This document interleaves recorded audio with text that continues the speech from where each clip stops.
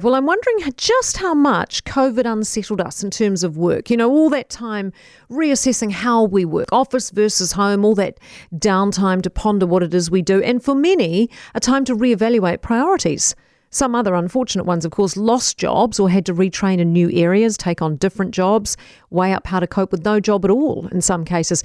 And I wonder this because I see that more than a third of Kiwi professionals are planning to leave their jobs in the next year. This is according to a survey done by Hayes Recruitment. The number one reason people want to quit? Pay. Fewer than half of the 1,000 surveyed said they didn't think they were getting paid enough. And employers apparently are not offering pay rises big enough to keep them. So what are they doing? They're walking. They're leaving. But where are they off to? And what does all this mean for staff retention? These are industries like banking, insurance, healthcare. So I'm not sure how you change your circumstances within these industries and expect better or different outcomes. Surely the industry has some kind of generic bar on pay parameters and salary bands. And if that's the case, then are these people looking for a change of scene in an entirely different industry? And if so, are we looking down the track of shortages of staff in these areas? One report on the survey said despite not offering much in the way of pay rises, 70% of employers said a shortage of skilled staff was likely to impact their business over the next 12 months. So you see what you've got? You've got a twofold problem here. Employers won't make the pay rises big enough to keep these people, but they'll then face a skills and staff shortage because of that. So who wins?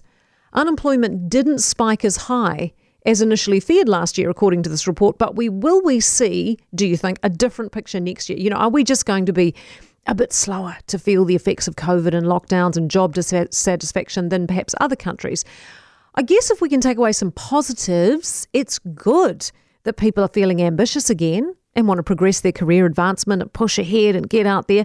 But at what cost to these industries if and when they do? Because it's not all about pay. 2 in 5 said their work wasn't providing new challenges, and a similar number cited poor management and workplace culture. And that stuff's really hard to fix. I mean, cultures tend to be systemic and deeply rooted, don't they? Poor managers less so.